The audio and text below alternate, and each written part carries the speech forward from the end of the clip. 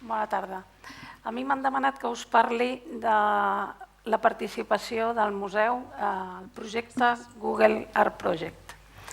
Si és una oportunitat, si és competència, si és molta feina i poc benefici o poc retorn. I he pensat bastant. I la veritat és que d'entrada us hauria de dir que participar a Google Art Project va ser força senzill, excepte el tema del contracte amb ells, que t'has de plantejar si és un contracte draconià, t'has de plantejar si el signes o no el signes, i l'altre tema complicat va ser el tema com va arribar la publicació d'obres subjectes a dret d'autor. Si us digués només això, però també no seria prou justa. Va ser fàcil i senzill, excepte aquests temes, perquè nosaltres havíem fet una feina prèvia molt important que havia representat una presa de decisions per part ja de tot el museu i convèncer una gran part del sector més clàssic del museu, que són els conservadors, que les publicacions dels catàlegs inventari no s'han de fer sobre paper. Ja no s'han de fer tampoc en un CD que es ven a la botiga, sinó que aquesta informació ha de ser d'accés lliure. Ha d'estar publicada a la pàgina web, accessible a tothom i en 3 idiomes. Per tant, abans d'arribar als aspectes legals i tots aquests temes que us he dit de Google, faré un petit repàs del que va representar fer el catàleg inventari del museu. Perquè us en feu una idea, el fons del Museu Nacional d'Art de Catalunya són unes dades tretes de la memòria i com que només tenim publicada de moment fins al 2012, són del desembre del 2012. És de gairebé 300.000 objectes. 300.000 objectes que abasten des del romànic fins al segle XX, gairebé fins a l'actualitat, sobretot en temes de fotografia. I al mateix temps abasten una gran tipologia de tot el que tu et pots trobar en el món de l'art. Teixits, pintura mural, pintura sobre taula, pintura a l'oli, escultura, talla, monedes, mobiliari, orfebreria, de tot. Aquí que diu gabinet de dibuixos DCG són dibuixos, cartells i gravats.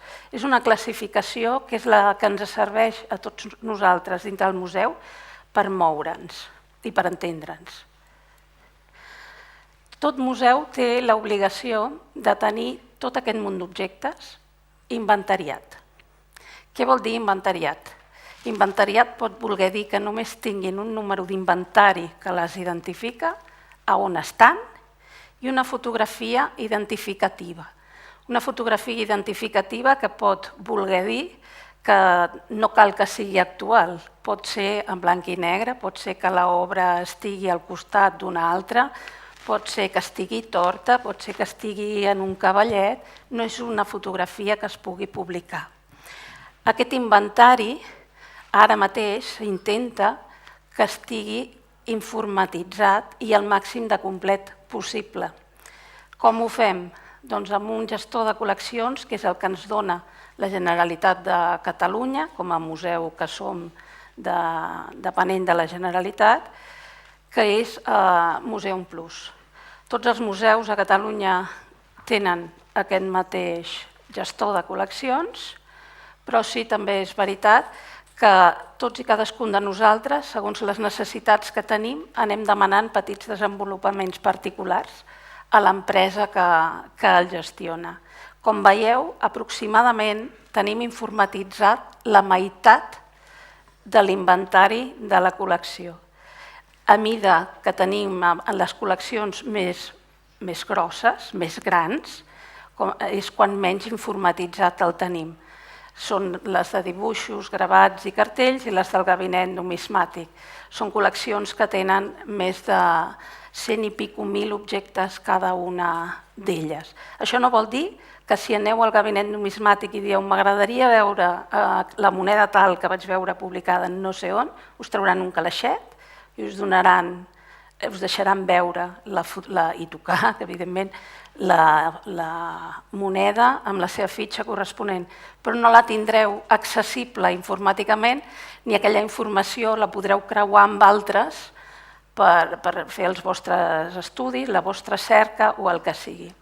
El següent pas va ser pensar, com deia, el 2011, com fèiem encara aquesta informació més accessible, que no hagis de venir al museu, perquè Museum Plus és una eina de gestió interna, no té sortida a internet.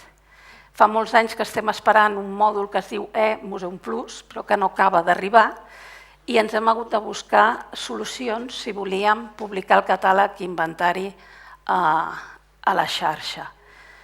Ens vam plantejar en aquell moment crear una secció a dintre del web del museu i publicar el que és el catàleg inventari del museu, convertir-ho en el que en diem les col·leccions online.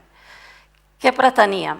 Fer accessible gradualment, perquè ja penseu que quan parlem de 300.000 objectes tot s'ha de fer gradualment, no es pot fer de cop, accessible a tothom i, evidentment, oberts. Si volíem que fos accessible a tothom, vol dir, d'una banda, que ho havíem de fer en 3 idiomes. Estem al català, evidentment, el castellà d'alguna manera hi estem obligats, però hi vam afegir l'anglès. I no només això, sinó que com que enteníem que el catàleg inventari online era una publicació, volia dir també que el tractament que rebien les imatges d'aquelles peces també havia de ser amb el mateix rigor en què faríem un llibre sobre paper. Per tant, totes les obres van acompanyades sempre d'una imatge actual, amb color i retallada i en alta resolució de la imatge i la fitxa tècnica. El fet que ho publiquéssim online també tenia l'avantatge que, a diferència d'una publicació en paper o en CD, podíem anar actualitzant les dades a mesura que avançava la investigació de qualsevol dels conservadors o dels restauradors que estudien aquestes obres. I al mateix temps també vol dir que la base de tot plegat és el gestor de col·leccions, el Museum Plus, i que, per tant, tot aquest gestor de col·leccions havíem de començar a entendre'l que, més enllà de que sigui només d'ús intern, és una eina que, exportada, té un ús extern. És per l'usuari i, per tant, els criteris que havíem d'aplicar havien de ser no interns, dir, posar un títol i ja me'l pensaré, sinó que en aquell camp, que és el que acabarem publicant, hi ha d'haver un títol. I si no tenim un títol, ha de dir sense títol. Però no podem escriure ja m'ho pensaré, ja ho revisaré, que això era una tendència bastant estesa entre els conservadors del museu, que són els que van emplenant aquests camps. Ara mateix, aquest mes de gener, hem fet un pas més. Hem canviat tot el web del museu. I tot el web del museu ha inclòs també el bolcatge de tot aquest catàleg inventari. Hem anat a parar a Drupal, és un gestor de continguts de codi obert, sense llicències ni res i amb desenvolupaments que pots anar agafant d'aquí i d'allà si t'agraden i, evidentment, en el benentès que els teus desenvolupaments que tu hagis fet qualsevol te'ls pot agafar, però en som conscients, és una voluntat que sigui així.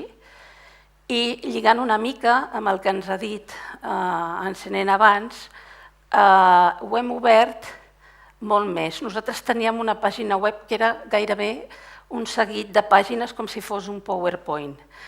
Ara hem intentat que sigui un web obert i participatiu.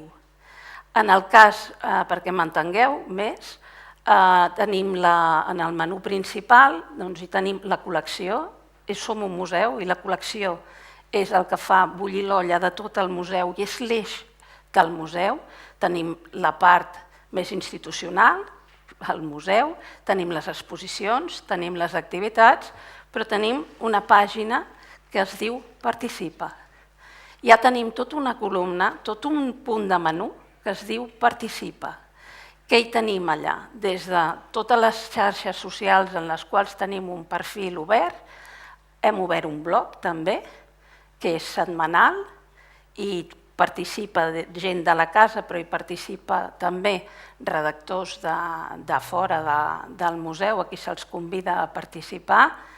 Per exemple, hem tingut aquest estiu, hem deixat que vinguin una trobada d'instagramers al museu i poden venir i han vingut i han fet fotografies i els hi hem publicat. I si alguna ens agrada la publicarem en qualsevol fulletó que fem, evidentment demanant-los el permís i respectant-los l'autoria. En aquest web nou les fotografies estan amb llicència Creative Commons, no es permet l'ús comercial, però qualsevol persona se les pot descarregar. Són fotografies, en el cas de les obres d'art, de 3.000 per 3.000, vull dir, són fotografies amb molt alta resolució. I els textos també estan amb llicència Creative Commons, signats en cas que calgui, i si estan signats només cal consignar l'autoria. En el cas concret de les obres d'art, hi hem afegit el tema dels comentaris. Qualsevol persona pot fer un comentari. Som el primer museu a l'estat espanyol que deixa fer el que se'n diu etiquetes socials. El museu ha posat unes etiquetes oficials, que són els autors, la tècnica, el títol, el tema, però després som conscients que nosaltres oficialment no tenim tots els criteris de cerca que té qualsevol usuari que entra. De colors li pot interessar etiquetar una obra i posar blau. A nosaltres, museu, no se'ns acudirà posar blau o posar ull o posar corall. I en canvi són etiquetes que a qualsevol persona que faci una cerca i un estudi molt concret li pot interessar tenir etiquetat allò d'aquella manera perquè quan faci una cerca li surti aquella obra. Val a dir que al principi no vam tenir gaire èxit, ningú etiquetava, també ho haig de dir. Hi va haver Twitter va organitzar una setmana programada de tuits, cada setmana el dedicava a un tema i el dia de festa, que ja se suposa que les persones del museu ho programen però tampoc hi són, i ho fan des de casa, amb remot, va dir que fos el dia de la participació. I molt il·lusionadament vam dir, doncs tenim etiquetes, vinga, etiqueteu. No hi va haver cap etiqueta, ja us dic ara, ni una. Però també haig de dir que això era el mes de febrer, el web es va posar en marxa el 9 al gener i a dia d'avui 4 o 5 etiquetes cada dia les hem d'aprovar. Les etiquetes i els comentaris es moderen, perquè a vegades va sortir una, doncs algú que va escriure, per exemple, «Esta pàgina és una mierda». Això, evidentment, no ho aproves, no? Sempre hi ha algú que et fa una broma, però en canvi hi ha etiquetes que són útils per qui vulgui i ho fem. Què tenim ara a les primeres consideracions que vam pensar a l'hora de dir fem col·leccions online i que són el que en el fons després, moltes ja us les he explicat, ens van servir per tirar endavant Google Art Project, dir que sí, llançar-nos al projecte i no haver de fer excessiva feina. Nosaltres ja havíem fet la feina d'establir unes pautes editorials. Ja us he dit abans que pensàvem que editar el catàleg online era el mateix que fer un llibre i per tant ho tractàvem amb el mateix rigor i fèiem les correccions i les traduccions de la mateixa manera en què hauríem publicat un catàleg d'exposició, igual. Per tant, si per exemple algú diu que això és una talla sobre fusta de pi, doncs la paraula fusta l'hem de posar sempre. No podem posar és una talla de pi, perquè havíem de tenir en compte també que al ser una publicació en web havíem de tenir en compte el tema de la cerca, perquè quan tu escrius es tracta que després et trobin. Si nosaltres diem que no posin fusta, quan algú faci i que quan tenen clar quina fusta és vagin directament a l'arbre, per entendre'ns, quan algú faci un estudi sobre talles de fusta, les que digui talla de pi, talla de freixa, talla de pollancre, no les trobarà i ja no sortiran, distorsionaran els resultats. Per tant, vam establir tota aquesta sèrie de normes que si tu no les has establert prèviament, quan et diuen participa a Google i omple les fitxes tècniques, totes aquestes reflexions te les has de fer aleshores. Com que nosaltres ja les duiem fetes, va ser molt més senzill.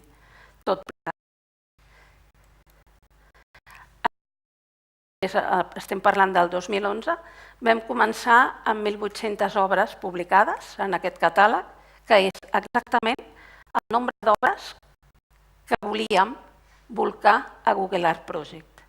Van ser 2 projectes en paral·lel. Quan gairebé acabàvem l'online, vam signar el contracte amb Google i vam decidir que hi volcaríem tot el que teníem online. Era el que en aquell moment teníem penjat a les sales. Després, avui per avui, tenim 7.609, estan totes en 3 idiomes, amb la fotografia en alta resolució, i ho anem fent segons diferents criteris. Però haig de dir que participar en projectes digitals col·laboratius, tal com m'han demanat si jo hi participaria més o no després de l'experiència de Google, és un bon motiu per fer créixer l'online. És una bona excusa perquè l'online creixi. Aquest és el repartiment per les col·leccions i veieu que, per exemple, art modern i dibuixos i gravats, el gabinet de dibuixos, és del que hi ha més. Per què és del que hi ha més? Doncs més enllà de que són col·leccions molt àmplies, és del que hi ha més justament perquè hi hem participat en projectes digitals d'aquests col·laboratius. Hem participat en un que es diu Europeana Partage Plus Art Nouveau de Modernisme i la majoria d'obres que hem acabat seleccionant eren, evidentment, d'art modern i del gabinet de dibuixos.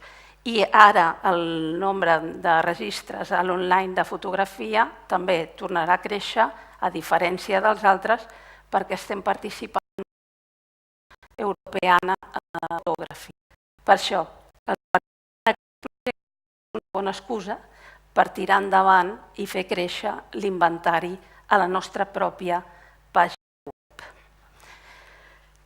És bo participar en projectes d'aquests? Doncs sí, jo crec que sí.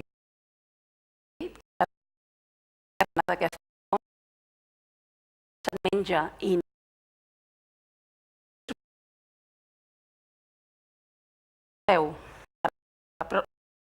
a obres d'artistes que fora de les nostres fronteres no són excessivament coneguts. I que trobar navegant per Google Ramon Casas a Google Art Project és fantàstic. I que Europeana Art Nouveau el dona a conèixer. I si només el tens a la teva pàgina web, difícilment serà sempre el primer, perquè els cercadors de Google no et premien, premien a la seva pròpia plataforma, millor dir-ho. Premia que estiguis a Google Art Project, que tinguis YouTube, que tinguis Google+, aquest algoritme famós de Google que funciona d'aquesta manera.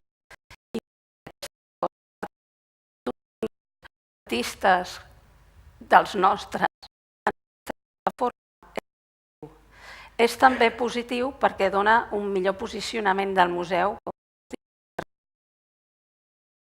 al món. La presentació d'aquesta segona fase de Google, nosaltres vam ser la segona fornada. I un dels promotors del projecte és un indi, deia, és bo ser-hi, diu, perquè un estudiant indi potser no tindrà mai la possibilitat de viatjar, doncs en aquest cas, a Barcelona, però coneixerà el museu a través d'aquesta plataforma i potser tindrà un dia algun amic que sí que anirà a Barcelona i li dirà, ostres, a Barcelona hi ha un museu molt xulo. Doncs serveix per aquestes coses i per aquestes coses. És bo perquè quan tu penges una obra, la linka a la teva pròpia pàgina web, per tant, linka a la teva pròpia fitxa d'aquella obra. Això fa que tu tinguis un increment del tràfic a la teva pròpia pàgina web i algú que hi entra, potser se t'hi queda i no torna a Google, o hi torna quan ha passat per 3 o 4 pàgines més. És bo també perquè sí que és cert que a partir d'aquí nosaltres hem notat que molts més museus que abans ens demanaven obres en préstec i que ens demanaven obres que abans no sortien. Sempre ens demanaven les mateixes, com uns clàssics. Ara no, ara ens en demanen moltes més variades. En nombre no, perquè la crisi ha afectat el tema de les exposicions i cada cop n'hi ha menys i més petites i duren més temps. Però en tot cas sí que hem diversificat les obres prestades, hem diversificat també i augmentat la comanda d'imatges per publicar. Com més conegut és, tot això porta un cert negoci entre cometes. I a nivell presencial no està comprovat, però tothom et diu que com més conegut ets, més visites presencials tens. Normalment diuen que la meitat, si tu tens 1 milió de visites virtuals, tindràs unes 500.000 presencials. És la teoria, la pràctica no ben bé va així, però és la teoria i la crisi encara ho ha canviat més. Temes que són problemàtics, la incompatibilitat del llenguatge de metadades, això és cert. Compartir dades amb museus de tot el món no és fàcil. Hi ha museus que van amb una sabata i una espardenya i que van amb Excels i ho tenen com poden. Hi ha museus que abans es anava amb un llenguatge que es deia Dublin Core, que era mapejable amb la majoria de programes. Museum Plus, desgraciadament, no és mapejable amb res. I com que a més cada museu s'ha fet el seu propi desenvolupament, encara menys. I com que a més és només en català, encara menys. Per tant, vol dir que tots nosaltres ens hem hagut de buscar la vida i hem hagut d'aprendre a exportar totes aquestes dades. La majoria de bases de dades, per anar bé, acaben a través del llenguatge SQL. Si l'acabes transformant en un Excel, acaba sent l'Excel el llenguatge més universal i més fàcil quan has d'exportar dades. També ens hem hagut de plantejar un altre tema, no en el cas de Google, però sí en el d'Europeana, i és si fèiem servir o no agregadors. A Google no calia, ni t'ho demanaven, vaja. Google era ell mateix repositori de tot el material que tu li lliuraves. Per tant, ell era el repositori general i d'allà et feien el link cap a casa teva. En el cas d'Europeana no. Pots fer-ho així, i Europeana és repositori, o pots fer-ho a través d'això, d'un agregador. Un agregador no ve a ser res més que una plataforma. Tu lliures el material, ells et fan tots els mapejos i t'ho adapten tot al llenguatge al qual després Europeana, en aquest cas, ho necessita i ells se n'encarreguen. Per què no hem fet servir Europeana? Doncs bàsicament perquè en un principi haguéssim anat a parar, ho desconeixíem, vam haver d'aprendre què era un agregador, no en teníem ni idea. Ens ho demanaven, fareu servir agregador? Doncs mira, no sé, ho hem de rumiar, perquè d'entrada és que no sabem què és.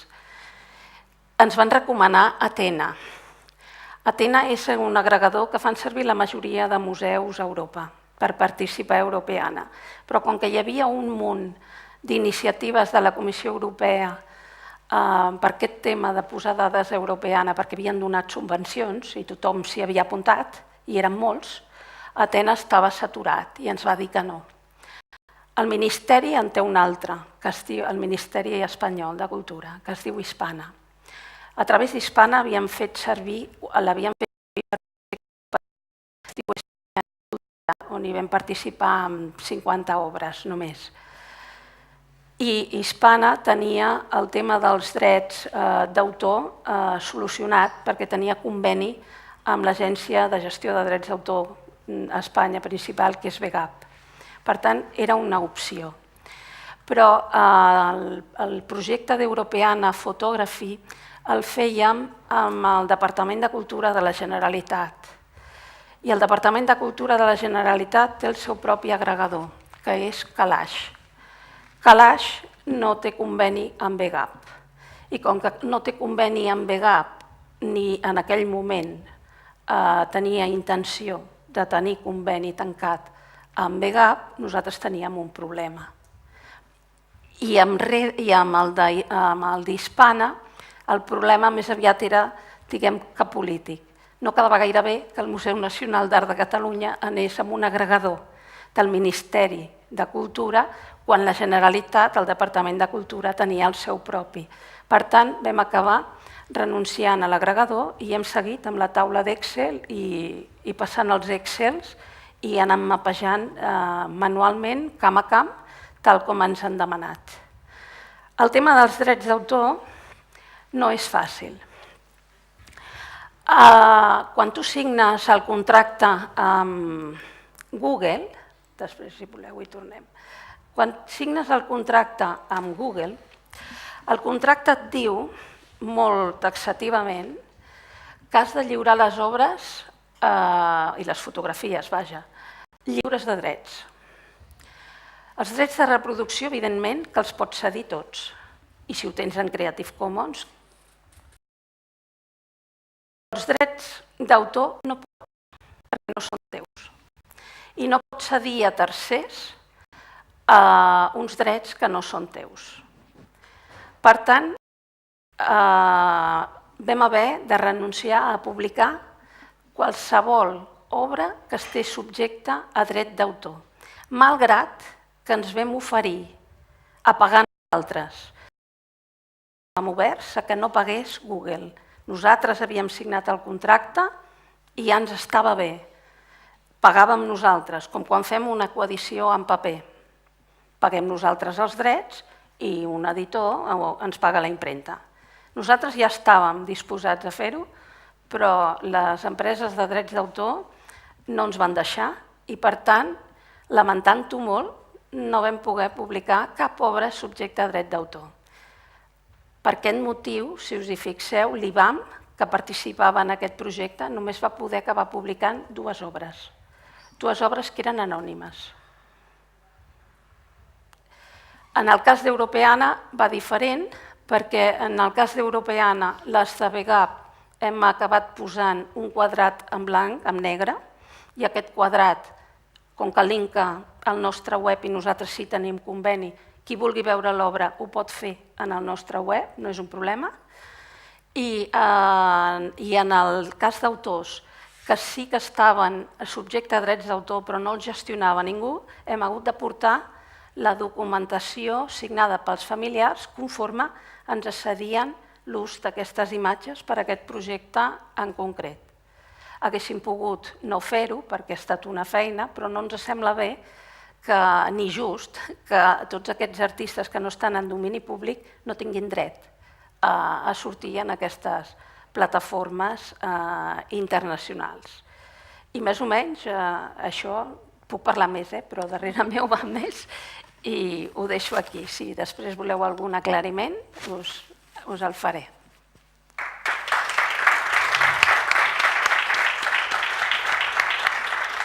Només una cosa, el resum.